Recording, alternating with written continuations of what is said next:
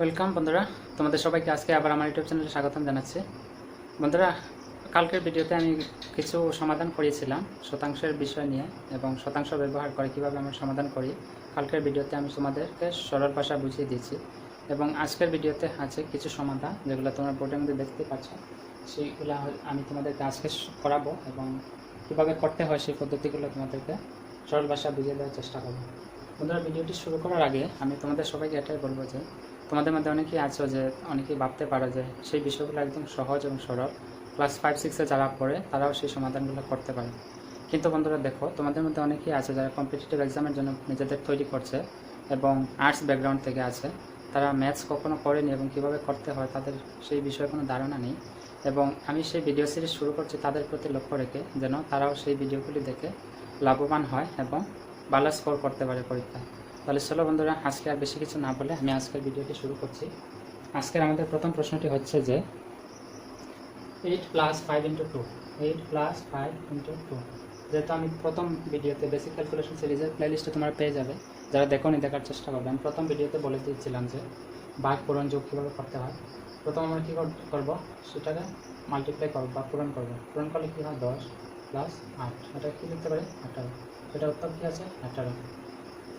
তারপরের প্রশ্নটি হচ্ছে বন্ধুরা, আশা করি তোমরা বুঝতে কোনো অসুবিধা হয় না। যদি অসুবিধা হয় আমার নিচে কমেন্ট করবে, যাতে আমি আরও সহজ সরলভাবে বুঝিয়ে দেওয়ার চেষ্টা করি কোনো ধরনের বোঝার যদি অসুবিধা হয়। তাহলে বন্ধুরা, পরের 2 নম্বর প্রশ্নটি হচ্ছে 24 + 4 + 2। সেটা একদম সহজ, 4 + 2 6, 24 + 6 = কী হয়, 30। সেটা হচ্ছে আনসার 2 নম্বরটা। 3 নম্বর প্রশ্নটা হচ্ছে 10 × 3³ + 10 - 4 / 2। বন্ধুরা দেখো, আমি আগে কিন্তু বলে দিয়েছিলাম সেই কিউব বা সেটাকে আমরা কী বলি, ঘাত বা সূচক বলি, সূচক বা মাত্রাও আমরা বলতে পারি। 3³ আমরা কী জানি, 3³ মানে কি 3 × 3 × 3। তাহলে কী লিখতে পারি, 3 × 3 9, 9 × 3 27। তাহলে আমরা কী লিখতে পারবো এখন, 10 × 27 প্লাস, এখানে আমরা কী দেখতে পাচ্ছি, 10 - 6 4 কী আছে, 6 / 2। এটা আমরা দেখতে পাচ্ছি। এখন আমরা যে করতে চাই সেটা কী করবো, 3 10 × 27 কী হয়, 270 + 3, 270 + 3 কী হয়, 273। সেটা হচ্ছে আমার পরের আনসার। আশা করি বন্ধুরা বুঝতে পারছো। তারপরের শব্দটা হচ্ছে, প্রশ্নটি হচ্ছে যে 8 + 2 / 7 - 2 হোল স্কয়ার। হোল স্কয়ার মানে কি, আমি দেখো প্রথম ভিতরের সমাধানটা করবো। 8 + 2 কী হয়, 10 / 7 - 2 কী হয়, 5। সেটা কী লিখতে পারি, হোল স্কয়ার। তাহলে আমরা দেখতে পাচ্ছি যে সেটা কী যায়, 10 2 হয়। তাহলে আমরা কী জানি, 2 স্কয়ার মানে 2 × 2। আনসার কী আছে, 4। এটা হচ্ছে আমার আনসার। আশা করি বন্ধুরা বুঝতে পারছো। তারপরে সমস্যাটা দেওয়া আছে যে 2 + 4 × 8 + 3 হোল স্কয়ার। এটাকে আমরা কী লিখতে পারবো, যেটা আমরা জানি 4 × 8 কী হয়, 32 প্লাস কী আছে এখানে 2 প্লাস কী আছে 3 + 2 হোল স্কয়ার মানে কি আমরা বলতে পারি, 3 + 2 হোল স্কয়ার যদি আমরা বলি, তাহলে আমরা দেখতে পাচ্ছি 2 স্কয়ার + 3 স্কয়ার কী লিখতে পারি, 34 + 4 প্লাস কী লিখতে পারি, 3 স্কয়ার 9। কি আমরা এখন কি করতে পারবো, প্লাস করলে কী হয়, 13 + 34 কী হয়, 13 + 34 যদি আমরা করতে যাই, 34 + 37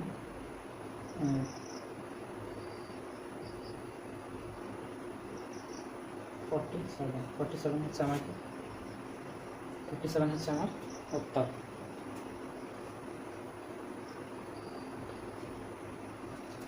বন্ধুরা, এটা হয়তো ভুল আছে প্রশ্নটা, আমি আবার করছি। 2 + 4 × 8 + 2 + 3 হোল স্কয়ার। 2 + 3 হোল স্কয়ার আমরা কি জানি যে 2 + 4 × 8 32 + 2 + 3 প্লাস কি আমরা বলতে পারি 2 + 3। যেহেতু এখানে স্কয়ার দেওয়া আছে মানে দুইবার আছে, তাহলে কী করতে হবে, 34 + 2 + 3 5 + 5 10, 5 + 5 কী হয় 10 + 10 কী হয় 44 হচ্ছে আমাদের উত্তর। যেহেতু আমি কি বলেছিলাম, আমাদের 44 হচ্ছে আমাদের উত্তর। আশা করি বন্ধুরা তোমাদের বুঝতে কোনো অসুবিধা হয় না। তাহলে পরের প্রশ্নটা হচ্ছে যে নিচের সংখ্যাগুলির ঘাত দ্বিঘাত বা সূচক ব্যবহার করে সমাধান করে। তাহলে আমি কী লিখতে পারি? টু, যেহেতু দেওয়া আছে প্রথমটা কী আছে, টু কিউব কী আছে, টু ইন্টু টু আমরা বলতে পারি। তাহলে আমরা কী বলতে পারছি যে টু কিউব হচ্ছে 8। তারপরটা হচ্ছে 5 কিউব মানে 5 ইন্টু 5। আমি দুটো করে দিচ্ছি, বাকি 4টা তোমরা করার চেষ্টা করবে। 5 ইন্টু 5 কী হয়? 125। সেটা হচ্ছে উত্তর। বাকিগুলো তোমরা করার চেষ্টা করবে।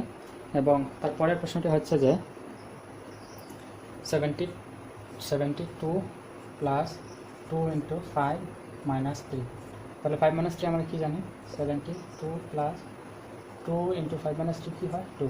তাহলে কী হয়? 4। 72 প্লাস 4 হয় 76। এটার উত্তর কী আছে? 76। তারপরের প্রশ্নটি হচ্ছে আমাদের কাছে দেখো বন্ধুরা, 3 স্কোয়ার প্লাস 6 মাইনাস 5। তাহলে আমরা কী জানি? 3 স্কোয়ার কি? 9 প্লাস 6 মাইনাস 5 1 কী হচ্ছে? 10 হচ্ছে আমাদের উত্তর। তারপরের প্রশ্নটি হচ্ছে 4 ডিভাইডেড বাই বা ভাগ 2 ইন্টু 6 কিউব। 6 কিউব মানে কি? 6 কিউবটা আমরা বলতে পারবো যে 6 ইন্টু 6। তারপর কি আছে? 8 minus 2 divided by 8 minus 2 divided by 2 plus 1। এখন আমরা কী লিখতে পারি? প্রথম আমরা কোনটা সমাধান করব? প্রথম এটাকে আমরা দেখছি। 8 মাইনাস 2 6/3 6/3 ডিভাইডেড বাই 6 কিউব কী হয়? 6 ইন্টু 6। তাহলে আমরা কী লিখতে পারি? 36 ইন্টু 6 কী হয়? 36 3 21 216 ইন্টু 2 ডিভাইডেড বাই কী হয়? 4। এখন আমরা কী লিখতে পারবো? সেটাকে আমরা দেখতে পাচ্ছি যে 2 যায়। এখন আমি যদি সেই 216 ইন্টু 2কে কী করি? 4 দিয়ে ডিভাইড করে দিই। প্রথম কী করবো? 4 দিয়ে ডিভাইড করবো সেটাকে। 216 আমি লিখতে পারি যে 2 ইন্টু 216 ডিভাইডেড বাই 4। কী লেখা যায় এটাকে বন্ধুরা? দেখছি আমি 2 দিয়ে কী হয়? 108। সেই 108কে আমরা কী করবো? আবার 2 দিয়ে ডিভাইড করবো, কী হয়? 54 হচ্ছে আমার কি আনসার। আশা করি বন্ধুরা বুঝতে পারছো। তারপরের প্রশ্নটি হচ্ছে যে এখানে আমাদের পরের প্রশ্নটি দেওয়া আছে যে নিচের ভগ্নাংশগুলিকে মিশ্র ভগ্নাংশে পরিণত করো। তাহলে বন্ধুরা সেই ফ্র্যাকশনগুলিকে বলেছে যে change this fraction into mixed fraction. তাহলে মিক্সড ফ্র্যাকশন কি আমি বলেছিলাম? মিক্সড ফ্র্যাকশন আমরা তখনও লিখতে পারবো যখন সেই ভগ্নাংশটি কী হবে? অযোগ্য ভগ্নাংশ হবে। অযোগ্য ভগ্নাংশ কাকে বলে আমি তোমাদেরকে ভিডিওতে বুঝিয়ে দিয়েছি, আগের ভিডিওতে 4 নম্বর ভিডিওতে হয়তো তোমরা দেখে নেবে যারা দেখো না ভিডিওটি। মিশ্র ভগ্নাংশ এটাকে বলে। আমি আবার বুঝিয়ে দিচ্ছি। মিশ্র ভগ্নাংশ হবে অযোগ্য ভগ্নাংশ। অযোগ্য ভগ্নাংশ কোনটাকে বলি আমরা?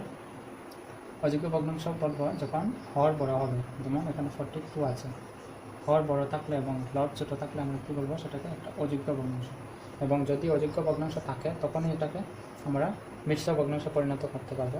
আর যদি না থাকে তাহলে সম্ভব নয়। আশা করি তোমরা বুঝতে পারছো। যেহেতু এটাকে একটা অযোগ্য ভগ্নাংশ আছে তাহলে এটাকে কী করতে পারবো? মিশ্র ভগ্নাংশে পরিণত করতে পারবো। মিশ্র ভগ্নাংশে পরিণত করলে আমরা কি জানি যে 5 ইন্টু 8 যা 8 5 ইন্টু 8 কী হয়? 40 প্লাস 2 5 ইন্টু 8 প্লাস 2 40 প্লাস 2 এটা হচ্ছে 42/5। 2 নম্বরটা কী আছে? 53/9 কি লেখা যায়? 53/9 লেখা যায় 5 ইন্টু 9 কি হয়? 45 প্লাস তারপর কী আছে? 8। সেটাকে বলা যায় মিশ্র ভগ্নাংশ বলা যায়, মিশ্র ভগ্নাংশ। এবং 84/7কে আমি কি লিখতে পারি? 7 আমি যদি বলি যে 8কে 7 আমি যদি সেটাকে মিশ্র ভগ্নাংশে পরিণত করতে চাই 7 11 7 কী হয়? 77 প্লাস 3 প্লাস 4 কী হয়? 7। আমরা লিখতে পারবো এবার মিশ্র ভগ্নাংশ। সেটা হচ্ছে মিশ্র ভগ্নাংশ সেই সংখ্যাটা ভগ্নাংশটি। তারপরেটি হচ্ছে 57/11। এটা আমরা জানি যে 5 11/2 সেটা লেখা যায়। ঠিক একইভাবে আমরা যে লিখতে যাই, তারপরেরটি হচ্ছে যে পরের সংখ্যাটি মিশ্র ভগ্নাংশে দেওয়া আছে সেটাকে অযোগ্য ভগ্নাংশ বা ইমপ্রপার ফ্র্যাকশনে আমাদের নিতে হবে। যেহেতু 8 5 কী লিখতে পারি আমরা অযোগ্য ভগ্নাংশ লিখলে? অযোগ্য ভগ্নাংশ হচ্ছে হর ছোট এবং লব বড় থাকবে সবসময়। সেই অযোগ্য ভগ্নাংশটি কি?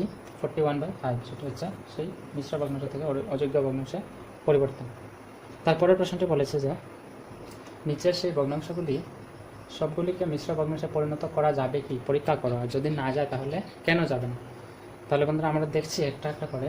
প্রথম 8/3, 8/3কে আমরা লিখতে পারি যে কী লিখতে পারি? 2 3 2 2 2/3, সেটাকে লেখা যায়। তারপরের প্রশ্নটি হচ্ছে যে 15/8, এটাকে কী লেখা যায়? 187, এইভাবে লেখা যায়। তারপরের ভগ্নাংশটি কী আছে? 21/25। যেহেতু বন্ধুরা আমি দেখতে পাচ্ছি সেটা একটা যথাযথ ভগ্নাংশ বা প্রপার ফ্র্যাকশন, যেহেতু লব হর বড় আছে এবং লব ছোটো আছে। প্রপার ফ্র্যাকশন বা যথাযথ ভগ্নাংশ সেটাকে বলা যায় যে যেই ভগ্নাংশের নিউমারেটর বা হর ছোটো থাকবে এবং লব ছোটো থাকবে এবং হর বড় থাকবে, সেটাকে মিশ্র ভগ্নাংশে পরিণত করা যাবে না। বলেছে হোয়াই, কেন যাবে না? তাহলে আমরা জানি যে সেটা একটা কি যথাযথ ভগ্নাংশ বা প্রপার ফ্র্যাকশন। ঠিক একইভাবে আমরা দেখতে পাচ্ছি যে সেটা কি, সেটাকে মিশ্র ভগ্নাংশে পরিবর্তন করা যাবে। কেন যাবে? কারণ আমরা দেখতে পাচ্ছি হর লব থেকে ছোটো। তাহলে কি লেখা যায়? 34/27কে কী লিখতে পারি? 127, 27 × 127 প্লাস 28 29 33 7, সেটাকে আমরা কী লিখতে পারি? 7। 27 × 1 + 7 কী হচ্ছে? মিশ্র ভগ্নাংশ সেটা। তারপরে ভগ্নাংশটি আছে কি? 12। যেহেতু বন্ধুরা দেখতে পাচ্ছি সেটিও একটি যথাযথ ভগ্নাংশ, সেটাকে মিশ্র ভগ্নাংশে পরিণত করা যাবে না, সেই জন্য আমরা বলতে পারবো যে সেটা একটা প্রপার ফ্র্যাকশন। তাহলে বন্ধুরা আশা করি তোমাদেরকে বোঝাতে পারছি প্রপার ফ্র্যাকশন কী, ইমপ্রপার ফ্র্যাকশন কী এবং মিক্সড ফ্র্যাকশন কী। যদি বন্ধুরা তোমাদের বুঝতে অসুবিধা হয়, আমার ভিডিও প্লেলিস্টে গিয়ে হয়তো 4 নম্বর ভিডিওতে আমি সেই বিষয়গুলো সংক্ষেপে বুঝিয়েছি উদাহরণের সহিত। তোমরা ভিডিওটি দেখলেই ভালো করে বুঝতে পারবে। তাহলে বন্ধুরা আমি পরের প্রশ্নগুলিতে যাচ্ছি। বন্ধুরা এখানে পরের প্রশ্নটি বলেছে যে write 2 equivalent fraction for each of the following. এটা মানে বোঝাচ্ছে যে নিচে যে ভগ্নাংশগুলি দেওয়া আছে বা ফ্র্যাকশনগুলি ঠিক একই রকম ফ্র্যাকশন বা সেই সমান ভ্যালুর ফ্র্যাকশন আরও দুইটা, একটা সেটার পরিবর্তে আরও দুটো সমান ভ্যালুর ফ্র্যাকশন আমাদের বের করতে হবে। যেমন আমাদের বলে দিয়েছে এমন দুটো ফ্র্যাকশন বের করতে হবে যেটা সেই ফ্র্যাকশনগুলো আবার সেই ভগ্নাংশের সমান হয়। তাহলে চলো বন্ধুরা আমি দেখি আর কী কী হতে পারে। বন্ধুরা যেহেতু এখানে 3/7 দেওয়া আছে, 3/7 অর্থাৎ সেই 3/7 ভ্যালুর সমান আরও দুটি ফ্র্যাকশন বের করতে হবে। আমি যদি সেই 3/7 ভ্যালুর সমান আরও দুটি ফ্র্যাকশন বের করতে যাই তাহলে আমাদের কী করতে হবে? মনে করো সেই 3 সঙ্গে 2 পূরণ করে দিলাম, 3 সঙ্গে 2 দিয়ে 7-এর সঙ্গে 2, তাহলে কী আসবে? 6/14, সেটা হচ্ছে একটা। আরেকটি যদি আমি দিয়ে দিই, সেই 3 সঙ্গে 3 পূরণ করে দিই, কী হবে? 9/21। তাহলে আমরা দেখতে পাচ্ছি যে 9/21 সমান হবে 3/7-এর। ঠিক একইভাবে 6/14 হবে 3/7-এর সমান। ঠিক একইভাবে যদি 4/5-এর সমান আমি যদি আরও দুটি ভগ্নাংশ বের করতে যাই বা ফ্র্যাকশন, তাহলে কী হবে বন্ধুরা? দেখো কী হবে। 4/5 আমি লিখতে পারবো যে 4 × 2, প্রথম দিয়ে দেবো × 2, 8/10 হচ্ছে একটি, 2 নম্বরটি হতে পারে 12/50।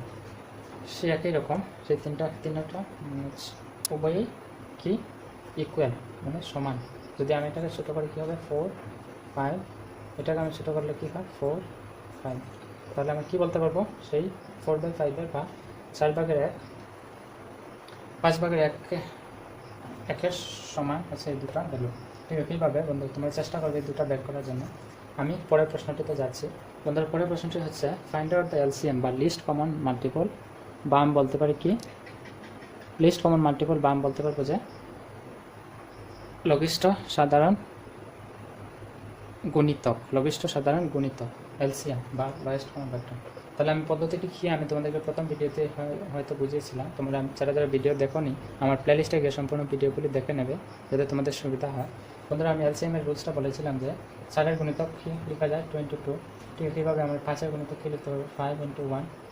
যেহেতু আমি দেখছি সেই উভয়ের মধ্যে কোনো ধরনের কোনো কমন ফ্যাক্টর নেই, তাহলে আমার কী করতে হবে?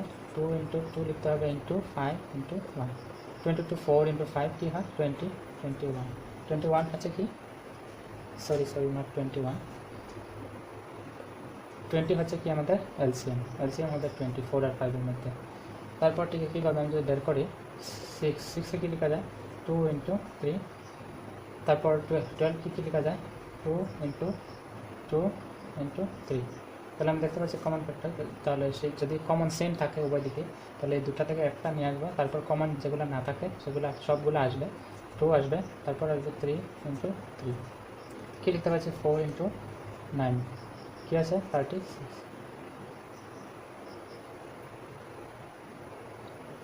তাহলে আমাদের সেই এলসিএম হচ্ছে 6 এবং 12 এলসিএম হচ্ছে 12 লঘিষ্ঠ সাধারণ গুণিতক কী হচ্ছে 36। তারপরটা আছে 5 এবং 7, 5কে কী লিখতে পারবো 5 ইন্টু 1, ঠিক আছে কীভাবে 7কে কী লিখতে পারবো 7 ইন্টু 1, তাহলে কী লিখতে পারবো 5 ইন্টু 7 ইন্টু যেহেতু কমন নেই 1 ইন্টু 1, তাহলে কি 535 হচ্ছে আমাদের এলসিএম। ঠিক আছে কীভাবে 3 এবং 8-এর যদি আমি নিই 8-এর ক্ষেত্রে 3 8 সেটা কী লিখতে পারবো 3 ইন্টু 1 2 ইন্টু 2 ইন্টু 2, তাহলে কী লিখতে পারবো এখানে কী আছে 2 ইন্টু 2 ইন্টু 2 ইন্টু 3 ইন্টু 1, কী লিখতে পারবো 22 4 4 ইন্টু 2 8 8 ইন্টু 3 24 হচ্ছে আমাদের এলসিএম। ঠিক আছে কীভাবে আমি যদি 12 এবং 15কে নিতে চাই তাহলে কী হবে 12 আমরা লিখতে পারি 2 ইন্টু 3, তারপর লিখতে পারবো 2 ইন্টু 2 লেখা যাবে না, কী লিখতে পারবো 3 ইন্টু 5। তাহলে আমি দেখছি এখানে কমন ফ্যাক্টর যদি একটা আছে তাহলে আমি কী করতে পারি যে কমন ফ্যাক্টর দুটা থেকে একটা নিয়ে নেব, তারপর কী আসবে 2 ইন্টু কমন ফ্যাক্টর ছাড়া যেগুলো 2 ইন্টু 5, কী লিখতে পারি 3 ইন্টু 2 6, 6 ইন্টু 2 12, 12 ইন্টু 5 60 হচ্ছে কমন ফ্যাক্টর বা এলসিএম। আশা করি বন্ধুরা বুঝতে পারছো। তারপরের প্রশ্নটা হচ্ছে find the largest fraction among this. আমাদেরকে কিছু ভগ্নাংশ দিয়ে দিয়েছে এবং বলেছে যে সেই ভগ্নাংশগুলির মধ্যে সবথেকে বড় কোনটা ছোট কোনটা বের করো, এবং আমি লিখছি তোমাদের বন্ধুরা দেখার জন্য। বলে দিয়েছে যে 4/5 এবং 3/7 সেই দুটার মধ্যে বড় কোনটা। তাহলে আমি আগের ভিডিওতে আমি বলে দিয়েছিলাম যে কীভাবে আমরা বড় ছোটো পদ্ধতি বের করতে হয়। বন্ধুরা আমরা ক্রস মাল্টিপ্লিকেশন করবো, কী করবো প্রথম করবো 3 ইন্টু 5 কী হয় অ্যান্ড 7 ইন্টু 4 কী হয়, 3 ইন্টু 5 আমরা কী পাচ্ছি 15 অ্যান্ড 7 ইন্টু 4 কী আছে 28। যেহেতু 28 হচ্ছে 15 থেকে বড়ো, তাহলে বড় 4 কোন জায়গায় আছে নিউমারেটরে, যে জায়গায় নিউমারেটর 4 থাকবে বা 7 যদি নিউমারেটরে থাকবে তাহলে এটা বড় হতো। তাহলে আমরা দেখতে পাচ্ছি সেই ফ্র্যাকশনটা কী আছে এটা থেকে বড়, তাহলে কী লিখতে পারি এইভাবে সিম্বল লিখতে পারি। ঠিক একইভাবে পরের প্রশ্নটি বলেছে যে বন্ধুরা যে 2/9 এবং 5/8, যেহেতু আমরা দেখতে পাচ্ছি 8 ইন্টু 2 কী আছে 16 অ্যান্ড 5 ইন্টু 9 কী আছে 45। তাহলে আমরা লিখতে পারবো যেহেতু আমরা দেখতে পাচ্ছি 45 বড়, তাহলে 5 কী আছে নিউমারেটরে সেটা সেই ফ্র্যাকশনটা হচ্ছে বড় সেটা থেকে। আশা করি বন্ধুরা সবাই বুঝতে পারছো কীভাবে বড় ছোটো ফ্র্যাকশন আমরা বের করি বা ভগ্নাংশ কোনটা বড় কোনটা ছোটো বের করার পদ্ধতি কী। তাহলে বন্ধুরা চলো আমরা পরের প্রশ্নটিতে যাচ্ছি। বন্ধুরা পরের প্রশ্নটিতে যাওয়ার আগে তো আমি তোমাদেরকে সবাইকে এটাই বলবো যে তোমরা নিজের মন থেকে সমস্যা বের করে সমাধান করার চেষ্টা করবে, যাতে তোমাদের রিভিশন হয় এবং প্র্যাকটিস হয়। বন্ধুরা আমি তোমাদেরকে করিয়ে দিচ্ছি উদাহরণের সহিত। তার মানে এটা নয় যে একবার দেখলেই বা একবার করলেই সম্পূর্ণ তোমরা করতে পারবে না, দেখে এক্সামে গিয়ে তোমাদেরকে প্র্যাকটিস করতে হবে, যতটুকু সম্ভব তোমরা প্র্যাকটিস করো। এবং বন্ধুরা আজকে আমি ভিডিওটি এখানেই শেষ করব, কারণ বাইরের দিক থেকে কিছু আওয়াজ আসছে এবং সেই আওয়াজগুলি আমাদেরকে বা তোমাদেরকে যখন বোঝার ক্ষেত্রে একটু সমস্যা সৃষ্টি করতে পারে। সেজন্য আমি আজকে আর বেশি কিছু না বলে ভিডিওটি শেষ করছি। তোমরা ভালো থাকবে, সুস্থ থাকবে, ধন্যবাদ।